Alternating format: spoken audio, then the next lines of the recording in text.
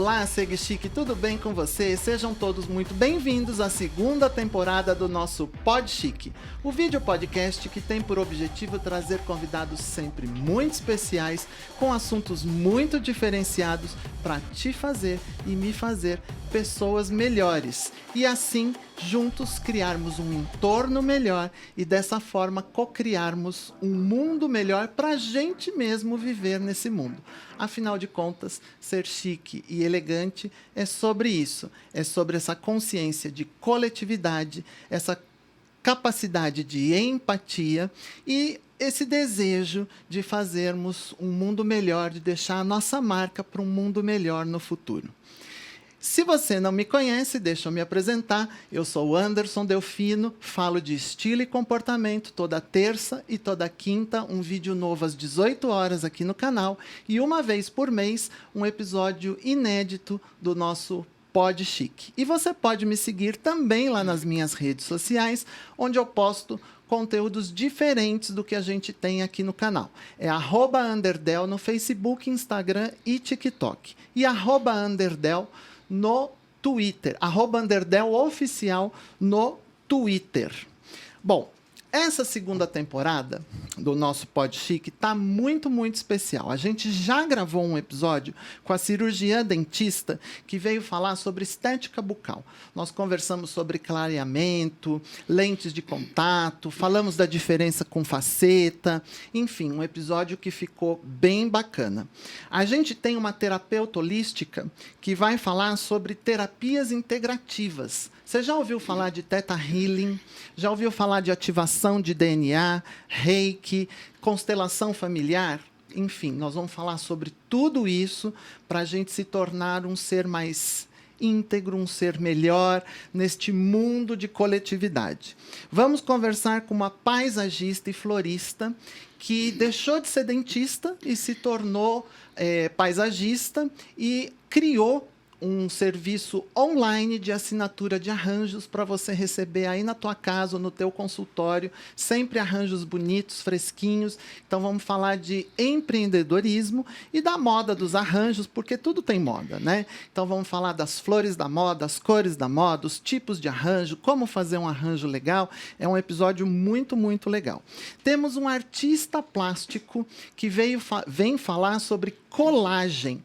Ele trabalha com papel, faz telas que você jura que são verdadeiras pinturas a óleo, mas é papel colado. Ele, aliás, tem uma história bem bonita de superação de vida através dessa arte, dessa técnica da colagem. Um episódio bem bacana também.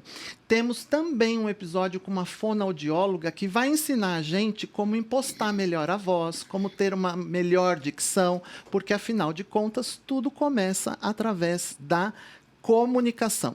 E como é que você faz para não perder nenhum desses episódios? Se inscreve agora no canal, porque tem gente que vem toda semana aqui, consome o nosso conteúdo e ainda não é inscrito. Então agora é a hora.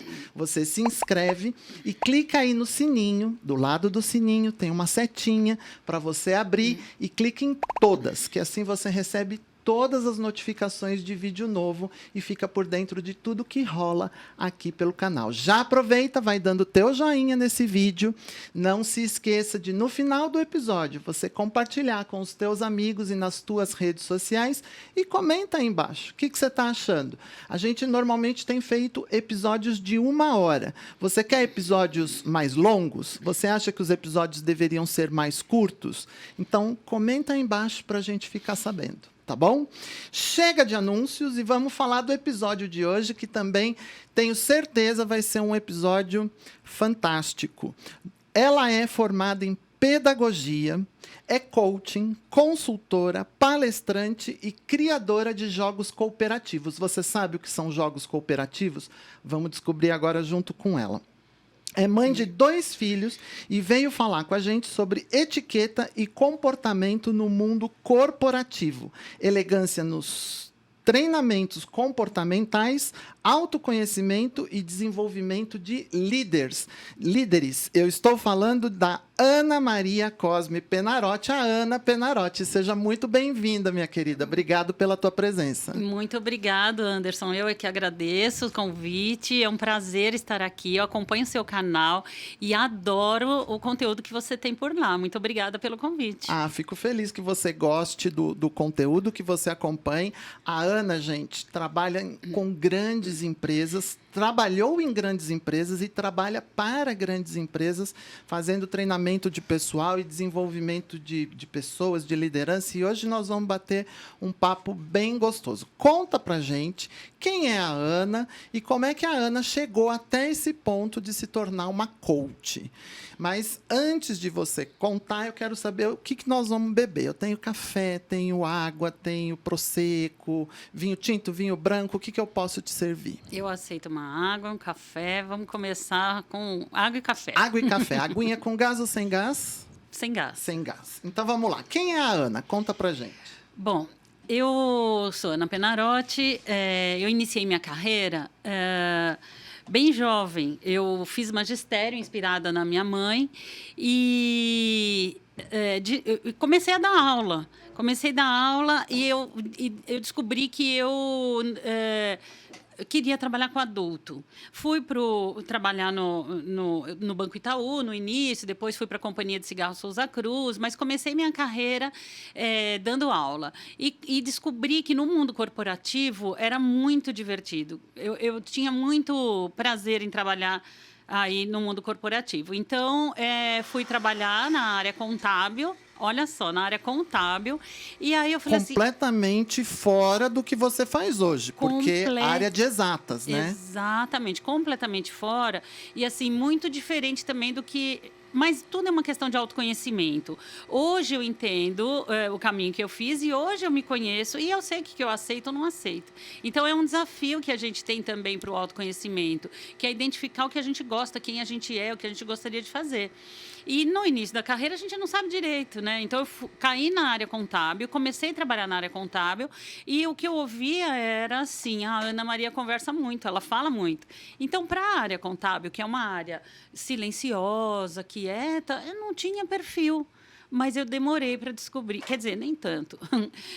Depois de alguns anos de trabalho, nas empresas, eu falei, poxa, mas eu estudo pedagogia, quero trabalhar com educação, quero desenvolver pessoas e eu estou aqui numa área que eu estou trabalhando com números e papéis. Isso no Banco Itaú ainda? Ainda no Banco Itaú. Tá. E aí eu comecei a procurar em outras empresas, mandar currículo e tal, e acabei indo trabalhar numa consultoria francesa. Uma amiga me indicou e eu fui trabalhar numa consultoria francesa na área de RH. Eu me lembro da primeira entrevista que eu fiz, que eu olhava para o candidato e eu pensava assim, mas o que eu vou perguntar para ele? Trabalhava na área de recrutamento e seleção e não sabia exatamente o que eu queria perguntar. Sim, o candidato provavelmente nervoso, pensando o que será que ela vai me perguntar, e você tão nervosa quanto pensando o que eu deveria perguntar. Perguntar para ele. Mas nada como a experiência, né? E trabalhar com gente que conhece o que está fazendo. Então, eu fui treinada, eu fui me desenvolvendo e me apaixonei pela área de RH. E aí eu falei, bom, estou no lugar perfeito. Eu estudei pedagogia, que você trabalha educação de crianças ou adultos. Hoje já tem formação direto para adultos. Eu fui me especializando, fiz pós-graduação, e na área de RH, e aí fui partindo para a área de RH. Nesse momento, eu comecei a construir conteúdos voltados para desenvolvimento de pessoas nas organizações. Tá. Então, aí foi onde eu me encontrei, me realizei. E o que faz uma coach? Explica para os nossos seguichiques porque a gente fala, ela é coach. Muita gente não sabe o que quer dizer, o que faz uma coach. Tá. Então, explica o que uma coach realiza no seu dia a dia. Tá. O processo de coaching, ele é um processo normalmente individual. Por que normalmente? Porque dá para fazer processos de coaching em grupo. O processo de coaching é ajudar o coach, que é a pessoa que está ali te contratando. Coach. Coach. Coach. Ajudar o coach a atingir os objetivos dele. Então, ajudar ele a construir um plano de ação, a ele se conhecer. Então, eu trabalho com ferramentas de autoconhecimento para que ele se conheça, identifique qual é o caminho e a carreira que ele quer fazer. Você pode fazer processo de coaching para tudo, para emagrecimento, para carreira, para encontrar alguém que você gostaria, viagens e tal. Eu dedico a minha experiência para a carreira, que é onde eu acho que eu entendo melhor, né? E é um trabalho individual, então são encontros semanais onde você ajuda a identificar, e muitas vezes o coach, ele não sabe exatamente o que quer, ele não sabe o que ele quer da carreira, então a gente ajuda a identificar. Isso que eu ia te perguntar. Vamos pensar na pessoa que fez uma formação acadêmica, seja ela qual for, está lá trabalhando na área, mas está infeliz e quer dar uma guinada na carreira. Mas não sabe exatamente para onde ir, que caminho seguir, o que ele pode fazer, porque muitas vezes a gente tem uma dificuldade de formação, porque você diz assim, vou jogar tudo fora. Exato. Mas também não quero continuar nessa área. Mas é possível fazer uma coisa, você ir para um caminho que aproveita o teu conhecimento, mas que dá uma guinada. E é aí que entra coaching. Exatamente. Às vezes ele não sabe o que quer, mas ele sabe que ele está infeliz onde ele está. Isso, né? exato. Então, a primeira coisa que eu faço num processo de coaching é trabalhar ferramentas de autoconhecimento. Então, qual é o meu estilo comportamental? Eu gosto de câmera, eu gosto de trabalhar sozinho numa sala fechada na frente do computador, ou eu gosto de ter mais gente, eu gosto de compartilhar. O que eu gosto de fazer? Então, quando eu aplico uma ferramenta de assessment, que é uma ferramenta Assessment. Que é uma ferramenta de autoconhecimento. Tem diversas disponíveis no mercado. Eu sou especialista em uma que chama DISC e uma outra que é o MBTI. Essas são as que eu mais utilizo e que eu mais gosto, mas existem outras no mercado. Então, eu aplico essa ferramenta. Quando ele se olha diante desse relatório, porque é preenchido por ele, ele fala, nossa, então é por isso que eu não gosto dessa área que eu estou atuando. Então, que área que eu posso atuar? Então, eu vou brincando com ele as oportunidades que o mercado oferece diante daquilo que está na frente dele e que ele pode escolher. A gente nunca joga fora o conhecimento e a experiência que a gente tem. Isso nunca acontece, né? A gente utiliza, a gente carrega, está dentro, começa a fazer parte da gente aquele conhecimento anterior. Então, que conhecimentos novos eu vou buscar? Que experiência nova? E, às vezes, até ele já tem.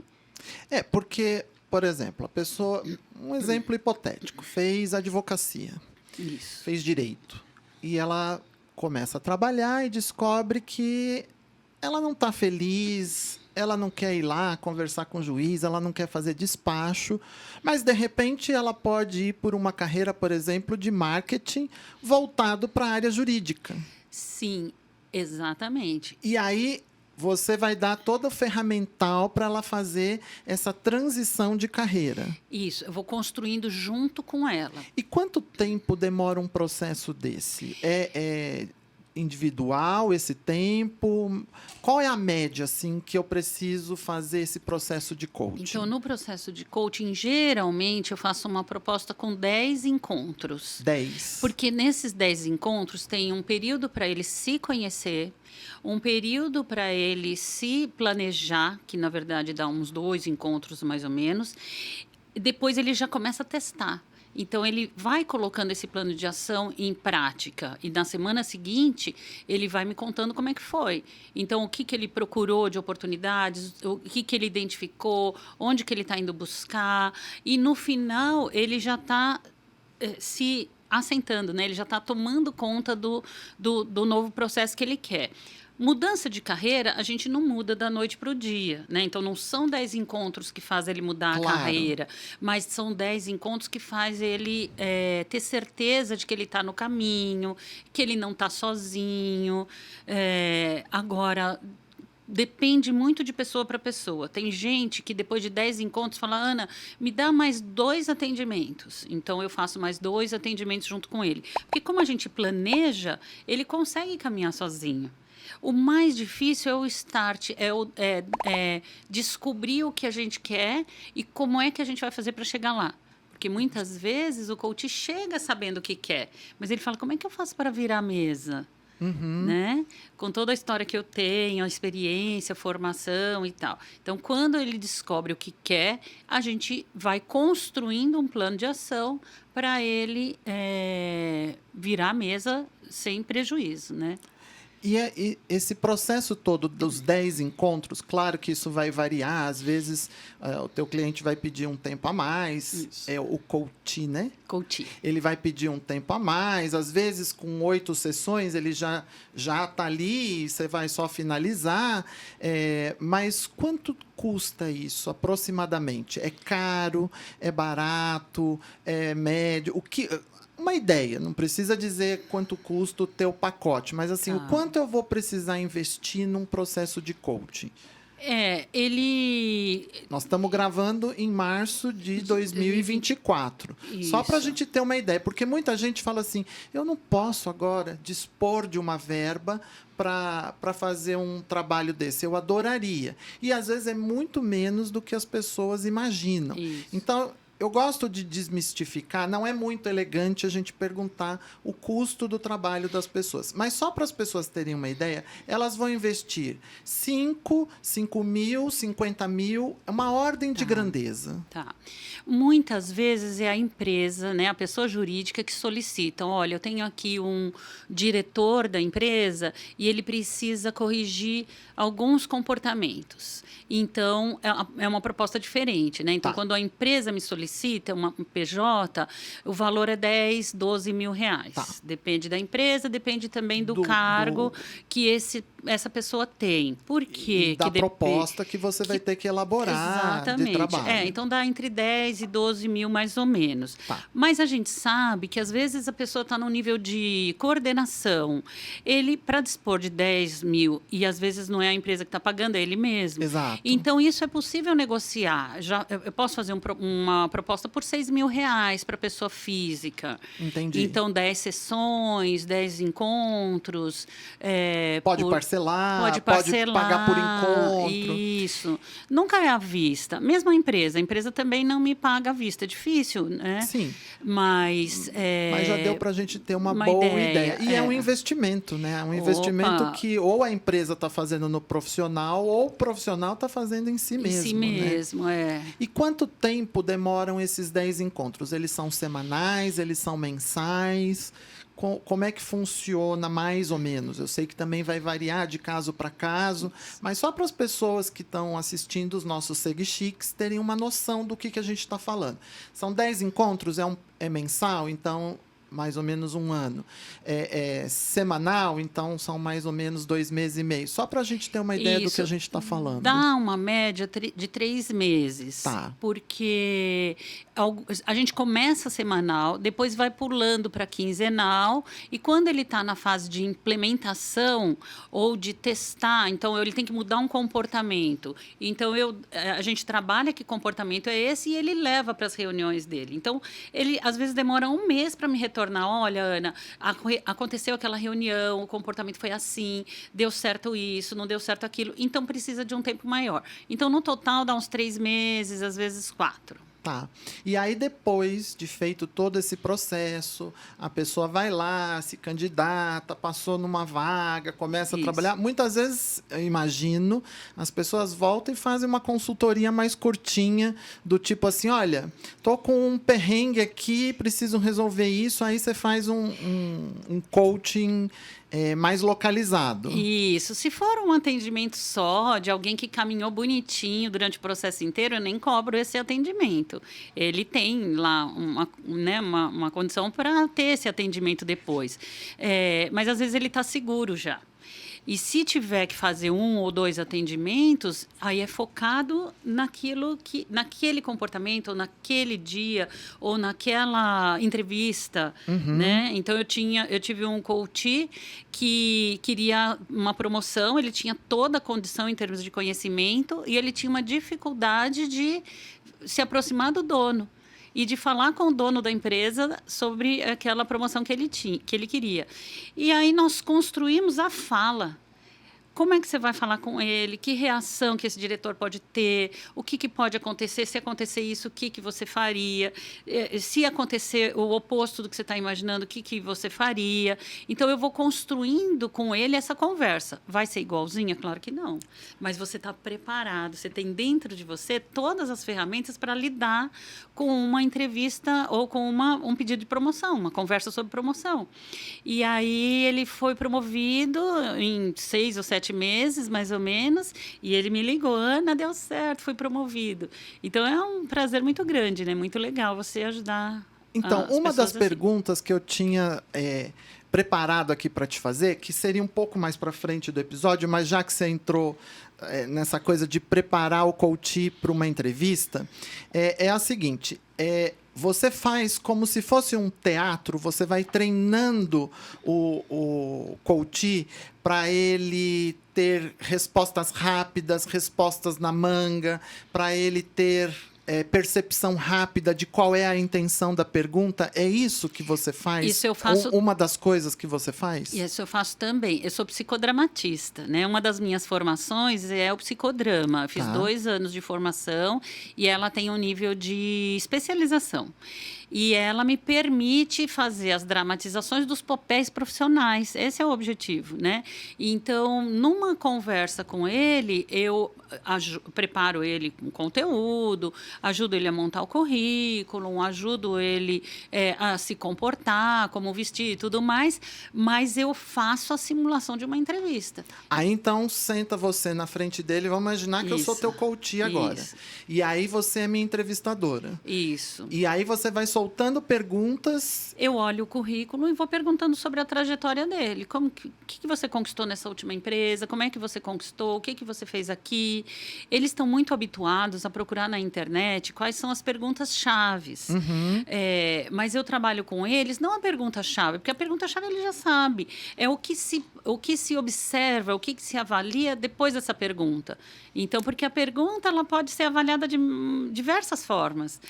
E a gente, como entrevistador, sabe como é que o candidato, quando ele está decorado ou quando aquilo é verdadeiro. Então, essa era a minha próxima pergunta. Porque se você prepara todo o candidato para aquela entrevista, ele já sabe mais ou menos quais as respostas que ele tem que dar para determinadas perguntas, não fica uma coisa muito artificial? E aí quem está entrevistando não pode perceber que ele está preparado, que aquilo não tem uma naturalidade? Essa é uma questão. E a segunda questão ligada a isso, que aí eu queria que você também explicasse, na hora que você prepara o candidato, nem sempre ele é o melhor candidato. Ele é o mais preparado para a entrevista. Aí ele passou na entrevista. Ele é contratado. E, às vezes, ele não dá conta de toda aquela demanda para a qual ele foi contratado, porque ele só foi bem na entrevista. Isso acontece? Então vamos lá. Da primeira pergunta. Não fica muito artificial? Não fica meio teatralizado? Sensacional essa pergunta, porque eles me pedem isso e eles querem isso, só que não é isso que eu entrego. O que eu entrego para ele? Vamos olhar para a sua trajetória e nós vamos olhar para a sua trajetória profissional, mesmo que você tenha uma única experiência. O que é que você fez no local onde você trabalhou? Mas não olha só para a tarefa, olha os resultados que você proporcionou. Então, eu tenho uma cliente que trabalhou em farmácia a vida inteira. Então, ela falava daquilo como a prática, do atendimento e tal. Tá, mas a selecionadora não sabe o que é isso. Então, me explica melhor como que era o atendimento. Qual foi o faturamento que você ajudou a gerar nessa farmácia? O que você fazia que fazia diferença para o seu cliente? Então, não é simular uma entrevista para enganar a selecionadora. É para você aprender a olhar para você mesmo e trazer a sua experiência para essa entrevista daquilo que foi melhor. Então, se você não faturou, não contribuiu para o faturamento, vamos falar o que você fez de positivo. Onde é que está a sua importância naquela farmácia, naquele momento? Porque é isso que você tem que trazer à tona. funciona. Às vezes a pessoa faz o trabalho dela numa facilidade tão grande no cotidiano, seja qual for, né? Um dentista, um selecionador, um financeiro, um administrador, ele faz, aquilo é prático para ele. Tá, mas para quem está entrevistando não é. E para essa nova empresa, a selecionadora quer saber o que a empresa vai ganhar contratando você. Então, primeiro, você tem que ser verdadeiro, você tem que ser honesto com você mesmo, porque senão você se frustra, você vai entrar numa empresa para ser demitido. Então, não é ensaiar aquilo que você não sabe, é ensaiar aquilo que você sabe, aquilo que você fez, buscar dentro de você o seu melhor para oferecer num processo de seleção. Eu estava conversando com um amigo que está passando exatamente por esse processo nesse momento. É uma pessoa extremamente dedicada, extremamente capaz, sempre elogiado dentro da empresa, mas se sente mal remunerado dentro de onde ele está. E faz várias entrevistas e não é chamado. Eu falei, eu acho que você não está sabendo se vender. Exato. Porque você é capacitado, você é eficiente no que se propõe a fazer, você tem experiência, tem um ótimo currículo. O teu problema é saber se vender na entrevista. Exatamente. E é isso que o coaching ensina a fazer, não é? Exato. Mostrar a tua melhor versão, mostrar no que você é bom. É exatamente isso. Exatamente E isso. aí, praticamente, você já respondeu a minha segunda pergunta, né? Porque se você vai mostrar onde você é bom, você vai chegar lá para fazer aquilo pelo qual você mostrou. Então, você vai saber fazer, né? Exatamente. Você não está só se vendendo por vender. E uma coisa que eu oriento também é ele também comprar essa empresa ou não. Porque às vezes ele quer tanto trabalhar numa empresa X ou Y por causa do produto, ou porque é uma empresa renomada, mas ele precisa ver se ele vai se adaptar naquele lugar, se aquele lugar é agradável para ele.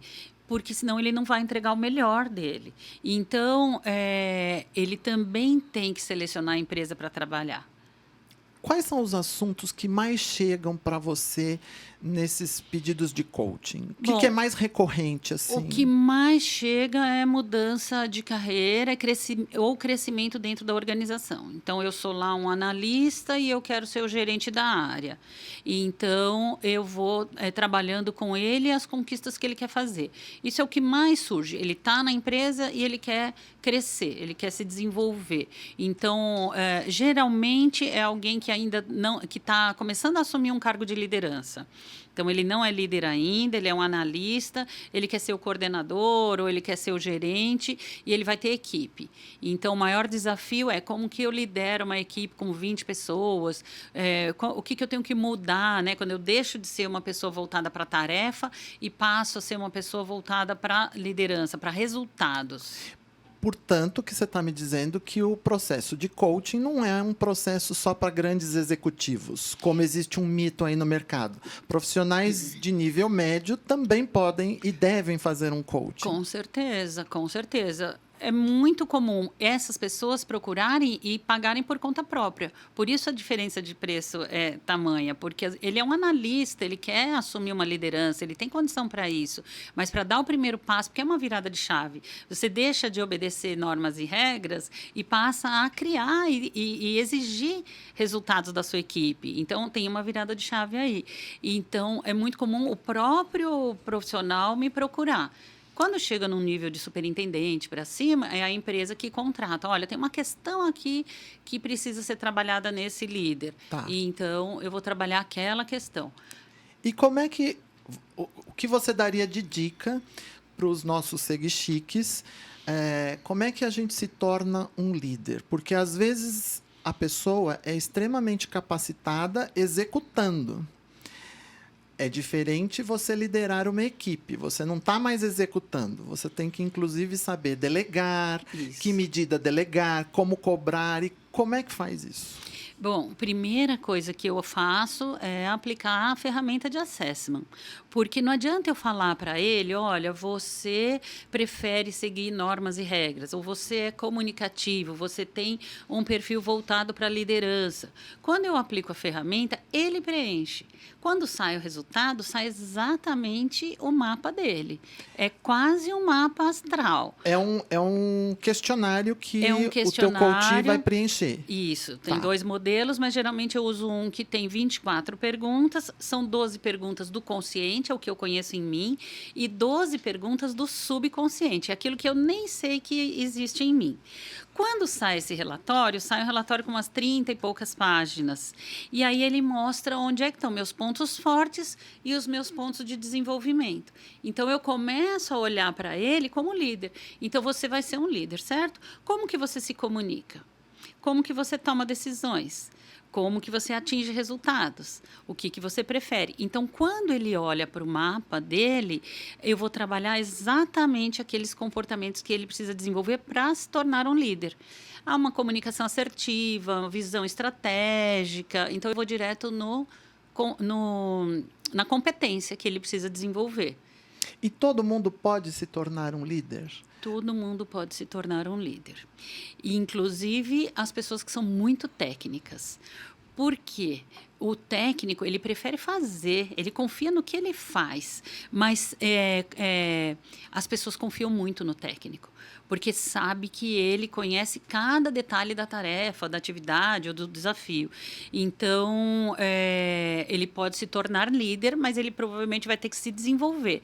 Como é que eu demando, como é que eu delego, porque o técnico prefere fazer. Isso, é exatamente essa a intenção da minha pergunta. Porque, obviamente, quando você se torna um líder, você tem uma remuneração maior. Sim. Então, todo mundo deseja essa remuneração e chegar lá. Isso. E, às vezes, você não tem as competências necessárias de um líder. Isso. Mas você quer chegar lá. Isso. Então, você consegue desenvolver essas competências no teu coach? Consigo, se ele O tiver... cara que é técnico, competente, mas não é um líder nato. Porque tem gente que é líder nato. O cara sabe comandar, sabe motivacionar a equipe e tal. Isso é nato da pessoa. Mas muita gente não é, mas ela quer aquele cargo de liderança por conta da remuneração. Você consegue desenvolver isso no coaching? Eu consigo junto com ele, desde que ele queira, porque ele vai precisar abrir mão da tarefa para ter o olhar estratégico. Então, ele precisa querer ser o estrategista. Então, onde hoje ele faz uma tarefa sozinho, ele vai ser cobrado por uma tarefa igual a dele, mas feita por 10 pessoas. Então, ele vai ter que ter o olhar estratégico para exigir buscar o comprometimento da equipe para que os 10 entreguem resultados similares ao que ele entregava. Né, para aquela área ser mais estratégica. Ele vai ser cobrado por um resultado de 10. Então, ele precisa querer. E é possível que ele faça. É possível que ele faça. Geralmente, por exemplo, empresas de tecnologia, ela é desenvolvida, ela é criada por técnicos. Um analista, ele cria uma empresa. Ele pode se tornar um líder e aquela empresa potencial? Pode. Então, onde que ele vai precisar delegar mais, ele vai precisar assumir novas responsabilidades, olhar para o mercado. Então, são comportamentos que ele vai precisar desenvolver. Ele vai ser um líder igual... cada um tem o seu perfil, né? Então, ele vai ser um líder, pode ser mais contido, mais discreto, menos comunicativo, mas ele vai atingir o resultado que ele quer. Qual é a principal característica de um líder? Aquela que você diz assim, essa é indispensável, todo líder tem que ter. Tem uma? Poxa, difícil, né? Eu tô aqui para fazer pergunta complicar difícil, a sua né? vida. Mas eu acho que é a capacidade de agregar pessoas para perto de você. Porque o líder ele tem que trazer gente para perto dele para atingir um determinado resultado. Então, o líder é aquele que vai falar, vamos junto fazer tal resultado? Vamos junto buscar tal informação? Esse é o líder. E quando ele tem que me estimular para eu seguir aquele líder, né? Então, eu acho que a competência é agregar pessoas para buscar um fim comum. né, um objetivo comum. Tá. E o que você diz para os teus coaches quando ele chega com a seguinte reclamação? Meu líder, meu chefe, meu gerente é extremamente déspota, não delega, não deixa eu fazer, eu faria tão melhor, eu poderia render tão mais. E aí o que faz? Bom, Sai de lá, vai para outro lugar, tem como contornar isso? Como lidar com essa situação? Todas as respostas são verdadeiras, né? Eu vou primeiro trabalhar com ele. Então, o que acontece com você, meu coach, que pode transformar o seu gestor? Porque quando a gente muda o outro também, né? Então, se eu ficar querendo disputar com o meu gestor, se eu ficar olhando só para aquilo que é ruim no meu gestor, não muda nada. Eu vou criar um clima ruim com o meu gestor e não vou ter oportunidade de crescimento nunca. Mas eu posso estimular ele a buscar trabalhos com esse gestor, contribuir, não esperar o dinheiro, porque às vezes a pessoa fala assim, mas eu não ganho para isso. Então, o que você pode fazer para estimular o seu líder a te demandar mais tarefa ou mais responsabilidade? Eu posso assumir esse relatório aqui, ou eu posso assumir essa responsabilidade aqui. Então, vai se oferecendo, vai dando oportunidade, sugere coisas. Então, tenta você se preparar para estar mais próximo do seu líder. Se ainda assim pede feedback, então uma coisa que eu sempre falo para ele, o seu gestor não te deu feedback, pede você para ele, olha, como é que eu estou indo nessa tarefa? Como é que está indo o meu trabalho? Como é que essa dica é preciosa, hein? Essa dica é boa. Como é que você avalia o meu desempenho? Porque você vai criando uma interação com esse líder, com esse gestor. E o gestor vai sinalizar aquilo que não vai bem. Sim, normalmente. Né? E aí você fala, puxa, eu não fui promovido ainda por causa disso. Então, você vai se preparar, você vai se desenvolver com aquela competência. E às vezes existe uma curva de mudança, né? Às vezes eu recebo um feedback e eu não gosto do que eu ouvi. Eu falo, não concordo com ele. Mas isso faz parte da curva de mudança. Né? Então, assim, ouve, vai dormir com essa informação, volta para cá e questiona. Né? O que meu líder tem razão, qual é a informação que ele me deu nesse feedback que pode contribuir para o meu crescimento. Então, ele vai se desenvolvendo. 2, 3 dias depois, ele começa o processo de mudança. Tá. Eu quero mudar um pouquinho o enfoque da nossa conversa e ir para quem está começando a carreira. Tá. Que a gente falou até agora de quem já está lá, de quem está passando as dificuldades de carreira. Mas, para a gente fazer essa mudança de assunto, nós estamos com um quadro novo nessa segunda temporada, que é o R+, o R Nunca Mais. Você é uma das primeiras que vai responder esse quadro. O R+ é assim, aquela refeição mais gostosa, mais diferente, mais chique, mais elegante, a mais inesquecível, qualquer uma dessas qualidades que você já tenha feito na tua vida. Te peguei de surpresa. Pegou super de surpresa. Aquela refeição assim mais inesquecível, aquela mais que ficou na tua memória. Refeição, prato, comida, um local, aquele momento gastronômico que é o mais da sua vida, que toda vez que você pensa, você lembra daquele momento. Qual foi? Nossa, nem sei te responder. Então vai pensando, porque temos também a R Nunca Mais, que é aquela refeição que você nunca mais vai fazer. Você, hipoteticamente, vai morrer daqui 1 hora. E aí você tem o direito de escolher uma refeição para fazer agora. O que você escolheria comer? Que você nunca mais vai comer, porque depois você vai morrer. Nossa Senhora. Bom, eu acho que eu iria naquele restaurante que você fez o Pod Chique recentemente. No Tuju. Tuju. Aquela é a minha refeição. Nossa! A minha R+. Aquela né? é a minha R+. Nossa, que sensacional. Então, que deve ser, nunca fui. Lá seria a tua R Nunca Mais. A tua última refeição antes de morrer. Com certeza, com certeza. E a R+ que você não esquece. Pode ser um prato de família, aquele prato que traz algo de infância. Nossa senhora, gordinho gosta de tudo, né? Eu gosto muito de doce, gosto de quindim, gosto de doce de abóbora. Então, os doces Os são suas doces, refeições R+. Aquelas mais inesquecíveis. São os doces infantis mesmo, né? Doce de fruta que mãe fazia Doce em de calda. abóbora, doce de figo. De mamão, de cocada, isso. Agora, eu morei um tempo na Bahia, né? Então, comida baiana, peixes, moquecas, isso eu adoro, sensacional. Legal. Então, vamos voltar para o nosso assunto e vamos falar de quem está iniciando a carreira. Assim, vou procurar o meu primeiro emprego. Eu acabei de me formar. Que dicas você daria para esse Segue Chique que está começando no mundo corporativo? Quais são as coisas que ele precisa prestar atenção nessa primeira entrevista que ele vai fazer na vida? É muito interessante isso, porque eu tenho 2 filhos, você falou logo no começo, e essa orientação foi muito aliás, ligada. Que eu conheço os 2. Obrigada. Obrigada. Meu filho começou a trabalhar faz pouco tempo, então ele tinha que aprender. O que eu contava para ele assim, como que porque você senta em casa para trabalhar, você senta de qualquer jeito, né? Nada chique. Você põe o pezão em cima da cama, fica digitando deitado lá no computador. Então essa postura, e não é só a postura física, como você se veste, mas é como você se comporta respeitosamente, e não só para a liderança, mas para os seus colegas de trabalho. Você está dividindo o ambiente.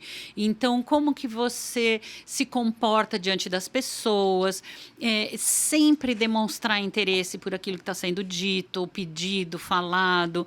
Se você não compreendeu o que está sendo pedido, então pergunte, olha, não entendi direito o que você está pedindo para eu fazer, deixa eu ver se eu entendi.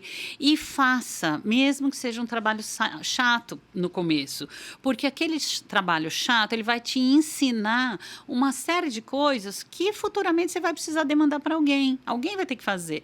Mas aceite os desafios, nunca diga não para um trabalho, nunca diga não para um trabalho, né? Procura fazer aquele trabalho, porque é esse trabalho chato que vai te ensinar, primeiro, a se conhecer, e segundo, a ter futuramente trabalhos mais interessantes depois, né? Então, eu acho que aceitar os desafios e se os desafios não aparecerem, vai buscar, pede, como é que eu posso te ajudar a fazer isso? Não fica parado, porque ninguém contrata um colaborador para ficar deitado na cadeira parado, né? E então, seja responsável com aquilo que você está fazendo, tenha um trabalho caprichoso, seja uma planilha, seja uma pintura de parede, faça com capricho aquilo que você está se propondo a fazer. Eu transito por uma série de questões com uma turma que é bem mais jovem do que os meus amigos propriamente dito, né? E outro dia, conversando com essa turma, um deles me falou assim, hoje eu fui almoçar com o meu chefe. E a gente estava falando exatamente sobre isso, sobre a postura, o comer bem. Não, isso é bobagem, porque hoje em dia ninguém mais presta atenção nisso. Porque eu estava num momento fora da empresa, não tem nada a ver. Eu falei, olha, não sei, pode ser que seja uma coisa muito antiquada, porque eu sou um pouco mais velho, então valorizo esse tipo de coisa. Mas eu acho que você comer direito, fazer o pedido direito no restaurante, aqueles cuidados que a gente já sabe, eles continuam valendo. Não, isso é bobagem. Inclusive, na festa da empresa, todo mundo bebe muito, não tem mais isso de que você está sendo observado o tempo todo. Eu falei, olha, não sei se eu concordo muito, mas eu vou ter uma entrevistada que eu vou perguntar isso para ela. Isso ainda vale? Os cuidados na festa da empresa, no almoço, do dia a dia, com os colegas, com o chefe, com o gerente que está ali te olhando e observando, isso ainda vale? Vale, isso vale muito. O uso correto do talher. Não que a pessoa vai reparar a forma como você usa o talher, mas se você usar certo, ninguém vai te falar, parabéns, você usou corretamente. Mas se você usar errado, as pessoas vão perceber. E não é só usar, ok, você usar não conhecer todos os talheres, não conhecer todas as taças, não é isso. Você não vai no início da carreira, você não vai direto para um restaurante bacana. Claro. Você está comendo no dia a dia ali com seu amigo, mas pôr a mão na comida, não usar o guardanapo, não prestar atenção como é que está falar de boca falar de boca cheia. cheia, pedir o prato mais caro, porque é o chefe que vai pagar. Isso tudo é observado. É observado. Beber demais em festa, isso é terrível. Pode ser até que todo mundo beba, só que quem deu vexame, no dia seguinte vão falar alguma coisa. Então, é muito desagradável quando isso acontece. Não importa quanto tempo de carreira você tem. Isso vai ser observado. Não, o acerto ninguém vê. Tá tudo certo. O que está certo, tá tudo bem, mas o que está errado chama atenção. Deu errado, deu vexame na festa, falou demais, brincou com uma pessoa que não deveria. Então, isso pega mal. Então, bebida, principalmente bebida em festa, tem que tomar cuidado. Beba no limite que você sabe ainda o que você está falando, que você está andando corretamente. Então, você foi para uma festa, está todo mundo bebendo, você está com vontade de beber, bebe, mas conheça o seu limite. Tá.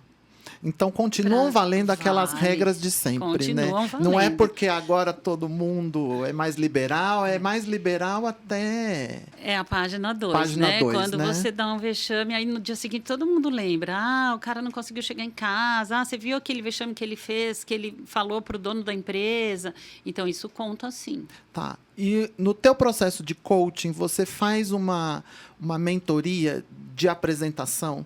Assim, cabelo, maquiagem, vestimenta... você dá uns toques, você faz uma mentoria, uma repaginação de imagem. Isso surge muito pouco, sabia? Assim, surge muito pouco. Mas se eu percebo alguma coisa, eu já dou feedback logo no começo. Olha, como que você deve ir? Alguns me perguntam, né? O que eu devo vestir para essa entrevista? Então, se eu sei que é uma pessoa que adora uma calça colada, mulher, né? Adora uma calça colada, um decote. Então, eu sempre reforço. Olha, não precisa ir com decote, procura uma roupa que não tem erro, né? Calça preta e camisa branca não tem erro. Você vai. Depois você vai entendendo a cultura da empresa, porque hoje em dia as empresas estão permitindo, mesmo na Faria Lima, né? Mesmo nos bancos, você encontra camiseta, tênis, mas a gente calça, jeans. Então, pode jeans, pode tênis, pode camiseta, pode mini saia, pode.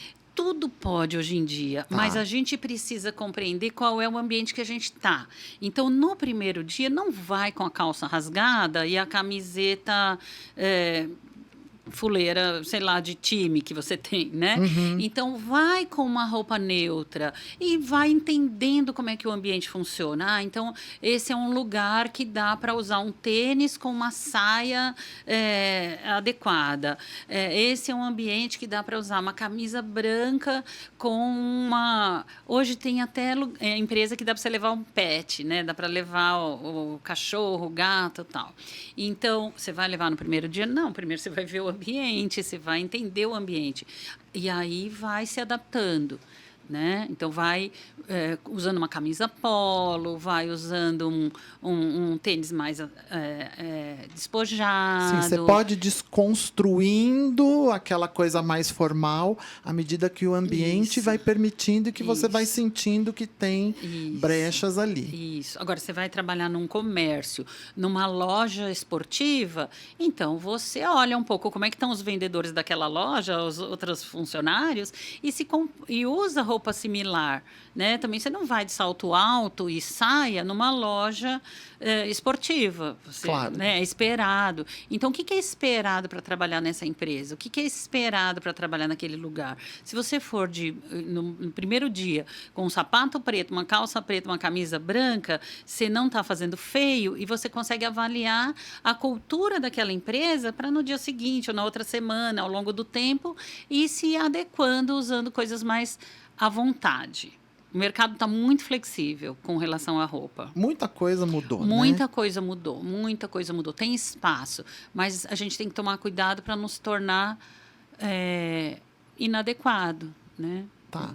E currículo? Vamos falar um pouquinho de currículo. Como é que você orienta a preparação de currículo? Porque isso passou por uma série de mudanças, né, ao longo do tempo. Houve a época que a gente colocava tudo num currículo, fazia aquelas bíblias de 10 páginas. Aí veio a época que falaram assim, não, currículo no máximo 3 páginas. Isso. Depois essas 3 páginas viraram 2.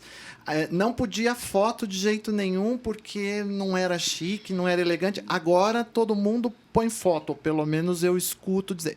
Enfim, como que a gente prepara um currículo eficiente hoje? Isso.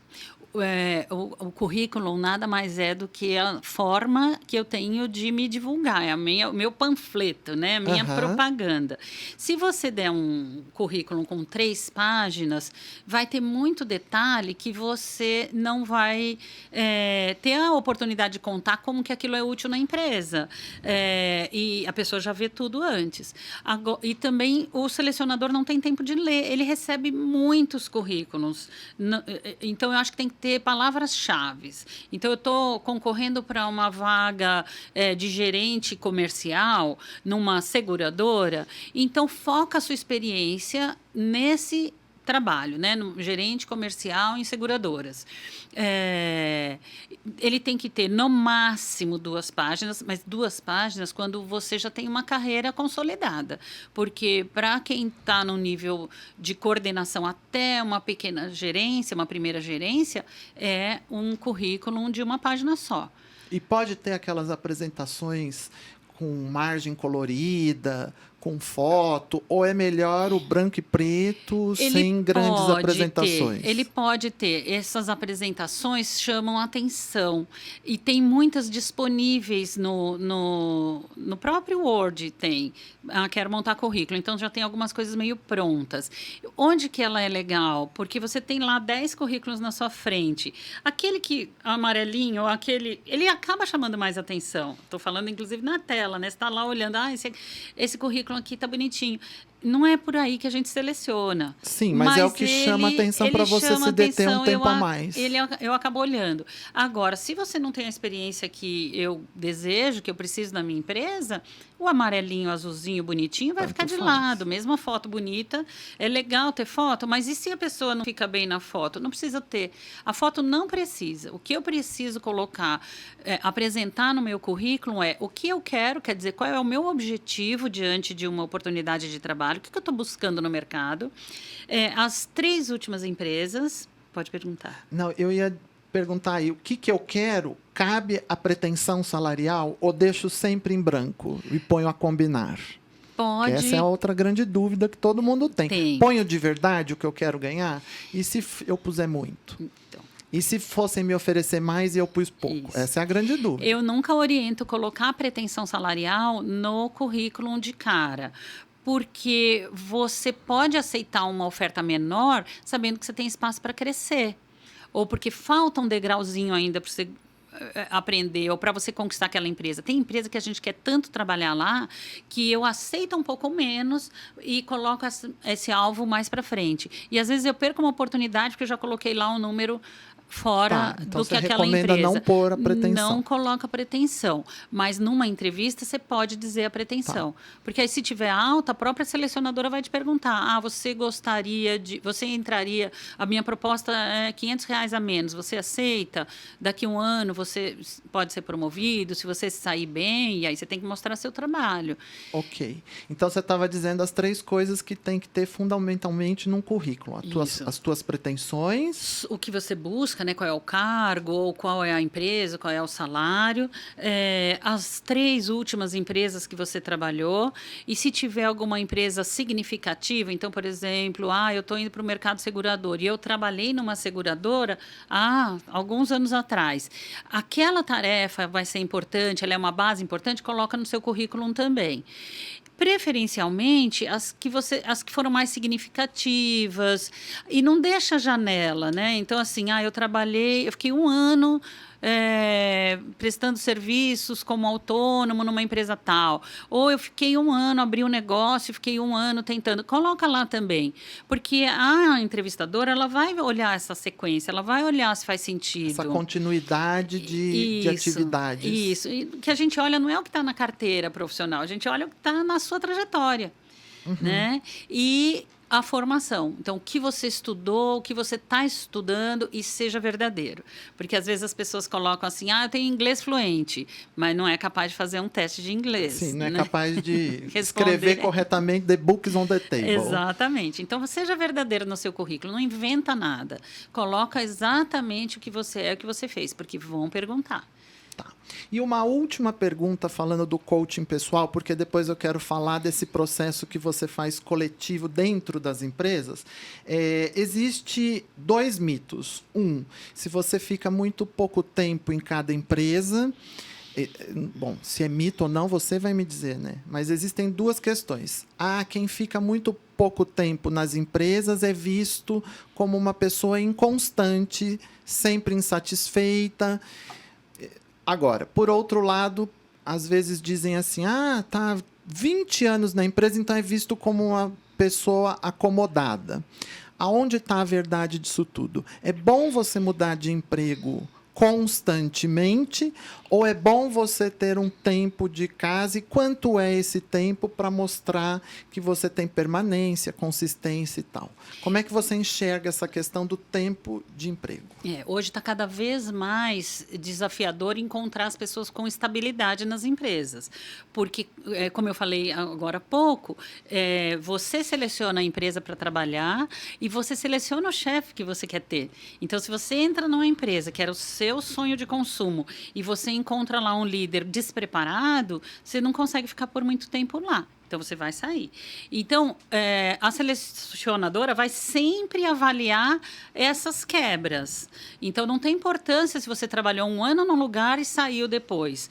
O que importa é o que você aprendeu lá, quanto você contribuiu lá, e você foi para onde? Você saiu de lá, mas foi buscar o quê? O que você fez nesse período que você saiu? Então, hoje em dia, as pessoas não trabalham mais 20 anos no mesmo lugar. Mas pode trabalhar? Pode, se você está crescendo, se você está evoluindo, você está se desenvolvendo, mudou de área, mudou de tarefa, ok, permaneça os 20 anos. Mas isso hoje em dia já não tem mais muito, não. Agora, ficar de 3 em 3 meses, ou ficou 3 meses, ficou 1 ano num lugar e saiu, ficou 1 ano em nenhum lugar... então fica atenta, a selecionadora vai ficar atenta. Por quê? Esse 1 ano ele ficou recebendo seguro-desemprego e não fez nada, aprendeu, estudou, não, fez um sabático, foi para fora do país, então isso conta. Né? Então, o que a gente olha não é só a estabilidade nos empregos, mas são os motivos pelo qual fez você sair. Para crescer, para se desenvolver, você está encontrando essas oportunidades de crescimento, ou você está exigindo demais das empresas e entregando pouco. Então, é isso que a gente avalia também. A estabilidade a gente ainda conta, mas não mais aquela estabilidade de... Hoje, quando você encontra um currículo de uma pessoa que ficou 5 anos na empresa, bate palma, é raro, é muito raro. 2, 3 anos é o que as pessoas estão ficando. Mas isso já é um bom número, porque você já aprendeu, você já entregou resultados. Eu só queria voltar lá no currículo. Tem 2 coisas que hoje em dia são super valorizadas. Claro. E nem todo mundo tem, mas quando tem, isso é um valor. Quando você faz uma viagem para fora, e mesmo que não seja uma viagem a trabalho, mas que seja uma viagem que você enxergou coisas profissionais lá. Você não foi para trabalhar, você foi para viajar, você foi para a Europa. Você foi para passear e viajar, mas você encontrou coisas que você aprendeu lá. Ou você fez um curso, ou você melhorou seu idioma, ou você viu algo que funciona diferente no seu trabalho, coloca no seu currículo. Por Viagem exemplo, para o exterior. eu estou viajando a turismo, Isso. eu sou engenheiro civil, hipoteticamente falando. Isso. Aí vi uma obra lá, Parei, fui lá, tirei foto, pesquisei como é o método construtivo e tal. Eu posso pôr isso no currículo? Coloca isso no currículo. Ah, que interessante. Essa dica é importante, hein? Isso é legal. Isso pode acontecer, isso tem um valor. E trabalho voluntário. Trabalho voluntário também está sendo muito valorizado. E aí, independente da sua carreira ou não. Então, por exemplo, eu sou coach e eu faço trabalho voluntário, eventualmente, para ajudar outras pessoas a buscarem oportunidades. Emprego, ou reorganizar a carreira, ou descobrir a carreira, ou montar o currículo. Eu faço, às vezes, isso de forma voluntária. Mas qualquer carreira é válido. Tá. Então, coloque o trabalho voluntário que você faz. É uma instituição, é uma casa, você faz por conta própria, isso também é um valor. E dons artísticos que antigamente se colocava, tipo assim, toco violão, toco piano, isso caiu um pouco de moda, né? Não se põe Só mais, se né? tiver alguma ligação. Tá, Só se se tiver tiver alguma alguma ligação com a carreira. Mesmo que seja pequena ligação. Porque, por exemplo, você pode trabalhar numa área de RH e a arte, você usa a arte nos seus treinamentos, por exemplo. Então, isso é legal. Se tiver alguma pequena ligação que seja... Eu adoro o jogo, né? Eu adoro o jogo. É disso que eu quero falar agora. Mas pode então, concluir. eu adoro o jogo. Então, eu acho que jogo me ajuda nos meus processos de treinamento. Então, eu crio o jogo para um processo de coaching individual. Então, isso favorece. Agora, se eu gosto de jogo, mas eu não uso nada no meu trabalho, eu não vou pôr isso no meu currículo. Tá. E aí, como que é esse processo de criar jogos? Conta pra gente. Qual é o foco disso? O que é ser uma criadora de jogos? Explica para os nossos seguichiques o que é que uma criadora de jogos faz e com que intenção, com que foco que se faz. Eu vou contar como que isso começou, né? Eu fiz magistério, depois eu fiz pedagogia. Então, o meu foco é sempre como é que eu posso ajudar o outro a aprender algo. Como é que eu posso te ajudar a aprender o seu trabalho. E então, eu crio isso através de jogos. Eu simulo situações no jogo. Então, eu crio um jogo cooperativo ou um jogo corporativo, que tem uma diferença, né? Então, o cooperativo vai ajudar a cooperar. Tá. E o corporativo são jogos para as empresas. Então, os jogos corporativos, eu vou criar situações de empresa mesmo. Um gestor de uma área que precisa comprar um produto e vender um produto X, Y, Z, o empreendedor. Então, eu vou criar um jogo que ele precise usar aquelas competências de forma lúdica. Então, o último jogo que eu criei foi um jogo de gestão do tempo para uma indústria farmacêutica. Então, eu tinha uma planilha, uma tabela, ele tinha que criar organizar as tarefas dele do dia a dia, que era através de cartas, e ele tinha que organizar num plano de ação que tinha 30 dias. Então, tinha um negócio lúdico, super bonito, tabuleiro colorido, com uma história, sempre tem que ter um storytelling. Então, acho que você pôs umas fotos no material. Vamos pôr as fotos aqui na tela? Olha, essa é a primeira, é a avaliação comportamental, que é o assessment que eu falo, né? Então, ele é o azulzinho e ele está procurando se desenvolver lá no vermelhinho. Entendi. Esse é o mapa que sai quando você faz aquele questionário que você comentou com a gente. Exatamente. E aí ele vai desenvolver automotivação, paciência, sociabilidade, consideração. Ele vai olhar qual é o campo que ele precisa desenvolver. E a gente trabalha focado naquele comportamento. Tá, vamos para a próxima. Aí sim. Aqui é uma palestra que eu fiz para empreendedorismo e aqui foi um negócio bem interessante que eu peguei trechos de filmes comerciais, filme que você vê no Netflix e tal, e recortei e trabalhei os comportamentos, nesse caso era o empreendedorismo, é um evento no Sebrae. Naquela feira do empreendedor no Sebrae. Tá, sei. Então, foi uma palestra para 200 pessoas, cada uma delas. Uau, bastante gente. Bastante, Aqui aí é um dos jogos. Um dos jogos Isso. que você estava falando. Que aí você desenvolve ou um tabuleiro ou um material colorido e que, durante o jogo, eles precisam desenvolver habilidades específicas. Exatamente. Essa, por exemplo, é a roda da vida. Ele quer desenvolver a carreira. Então, qual é a área da vida que eu preciso trabalhar? São nas relações interpessoais? É nas questões financeiras? Qual é a área da vida que eu preciso desenvolver e para atingir os meus objetivos futuros, para atingir uma plenitude, uma felicidade, né? Pode ser. E esse é o mesmo jogo anterior, só que lá era um grupo também, tinha 100 e poucas pessoas. Eu falei, nossa, como é que eu vou arrumar tabuleiro? Então, eu transformei ele num jogo simples, pocket, e imprimi em A4, foi uma forma diferente. Esse é o jogo no tabuleiro mesmo. E você esse eu faço em tô grupos. vendo, você desenvolve a ficha, o tabuleiro. É como Tudo. se fosse um jogo que a gente compra Sim. das grandes empresas, Sim. aqueles jogos que Da a gente Grow. joga em casa, da Grow, da Estrela, nem sei se essas Isso, empresas tem. ainda existem mais. Existem. Mas você desenvolve todo esse trabalho, normalmente é a empresa que te contrata para fazer isso. Geralmente é a empresa que me contrata para fazer isso. E aí, com um objetivo específico para Isso. desenvolver uma equipe ou uma área da empresa. Isso. E qual que é a efetividade desses jogos? Você faz esse acompanhamento depois? Faço o acompanhamento quando a empresa permite. Nem Tá. sempre, às vezes a empresa quer por aquele momento e você vai embora, você não acompanha. Esse, por exemplo, é uma empresa que eu acompanho. Então, eu faço a aplicação do jogo, mas no jogo, para ele conquistar um objetivo do jogo, ele precisa usar uma certa competência. Velocidade, comunicação, compartilhar conhecimentos. Então, essa competência é exigida no jogo para ele desenvolver e eu já no dia a dia. Então, quando eu tenho a oportunidade de acompanhar dentro da empresa, eu faço feedback com o líder, com ele, faço conversas individuais para ter certeza que ele está usando aquelas competências no dia a dia.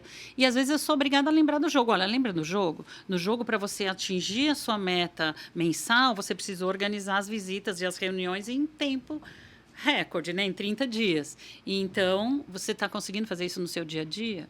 Ah, não porque não tô, né? Sim, você sempre faz o link com o dia a dia, o Isso. trabalho diário ali Isso. que ele vai ter que desenvolver. Isso. Gente, é muito bacana isso. Tem mais fotos? Tem esse daqui é o do jogo do tempo, chama Cronos. E o tabuleiro era o mês dele. As cartinhas são as atividades. Então, a empresa exige, essa empresa é uma indústria farmacêutica e aqui é toda a equipe de vendas. Era uma convenção de vendas.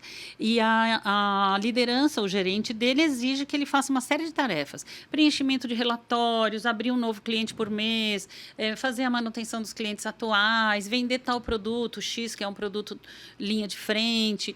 E ele fala que não tem tempo de fazer. Tá bom, então nós fizemos um jogo, que é o Cronos, o Senhor do Tempo, e ele é obrigado a dividir essas cartinhas lá no tabuleiro da melhor forma, negociando com outros grupos, e eles se planejam, né? Eles estão nesse momento do planejamento, e eles têm um tempo também, tem uma ampulhetinha aí. E vale dinheiro. Porque tempo é dinheiro, né? Sim. Então, Você faz essas correlações. Exatamente. O tempo estava vinculado ao dinheiro. Todo mundo quer mais dinheiro. Claro. Tá, mas para você conquistar essa nota, você precisava atender pelo menos metade dessas atividades aqui. Então, eles vão negociando entre eles no jogo e foram organizando as tarefas. E aí, depois que o jogo acaba, aí eu faço o link. Tá, o que esse jogo tem a ver com o seu dia a dia? Como é que você pode melhorar a organização das tarefas para atingir um tempo melhor? Como é que você consegue? E aí eu vou trabalhando as questões do dia a dia dele. E um treinamento desse com jogo, ele dura um dia, ele dura mais que um dia, dura semanas? Como é mais ou menos a duração? Tudo é possível, Tudo né? é possível, né? Porque às vezes eu preciso trabalhar mais competências. Esse daqui foi meio-dia o jogo e o outro meio-dia foram palestras, exercícios, foi um treinamento de um dia inteiro. Tá. Muito interessante. A gente tá... Aqui é um videozinho do jogo, mas pode até passar. Aí, ó, ele as mostra cartelas. um pouco, mostra um pouco o tabuleiro, as cartinhas. A gente, infelizmente, está encerrando esse episódio. Eu acho que a gente conseguiu trazer muita informação. Nós temos um último quadro ainda, que é o Indica Chique, onde você vai dar uma dica de um filme, de uma série, de um livro para os nossos Seguichiques, que pode ter a ver ou não com o teu assunto aqui. Então, qual que é a tua dica chique no nosso Indica Chique? Tá. Eu trouxe como indicação o tá no Netflix, é um filme do Maston e as suas mulheres, acho que chama, e as Mulheres Maravilha, alguma coisa assim. Ele é o criador dessa ferramenta, que é o DISC, e também é o criador da Mulher Maravilha. Então tá na Netflix e é um filme que conta um pouco da história de como ele criou essa ferramenta, que é o DISC, comportamental, e como ele se inspirou na Mulher Maravilha, ou nessa ferramenta, né, para a Mulher Maravilha. Ele é um psicólogo, mas ele é um filme que pode ser assistido por qualquer pessoa. Não é um filme maravilhoso para se assistir, mas é interessante para conhecer essa ferramenta de assessment. Quem foi o cara que criou essa ferramenta e como que o comportamento da gente vai direcionar as minhas ações e o meu futuro. Como é que é o nome do filme? Repete. Maston e as Mulheres. O Professor Maston e as Mulheres Maravilhas. O Professor Maston e as Mulheres Maravilhas. Isso. É a Indica Chique da nossa querida coach Ana Penarotti. Ana, foi sensacional o nosso episódio, eu adorei, espero que vocês tenham gostado aí também. Aproveita, já vai dando aquele joinha, curte o nosso vídeo, comenta aí embaixo o que vocês mais gostaram, perguntas para a Ana que depois ela vai responder. Logo no início do episódio apareceram os contatos da Ana, mas a gente vai deixar também na descrição para vocês poderem acessá-la diretamente, tá bom? E, Ana, eu gostaria que você deixasse a tua mensagem para os nossos seguichiques, para a gente encerrar aqui o nosso episódio. Bom, a mensagem é: nunca deixe de se desenvolver, nunca espere que o outro tenha oportunidade melhor para te oferecer. Então, se desenvolva, invista na sua carreira, faça aquilo que você gosta de fazer, vai buscar ajuda se precisar, porque muitas vezes eu precisei de ajuda para me desenvolver profissionalmente, e pede feedback. Né? As pessoas que trabalham com você ao seu lado, não precisa ser seu gestor, pode ser o seu colega de trabalho. Como é que eu estou indo? Onde é que eu posso melhorar? O que eu preciso fazer? E investe em você que você chega lá. Ah, é isso aí. Melhorar sempre. Quando a gente se melhora, a gente está melhorando o mundo, está melhorando o outro, porque o outro também é um reflexo da gente, não é? É isso mesmo. Então, gente, por hoje foi uma delícia esse papo com a Ana.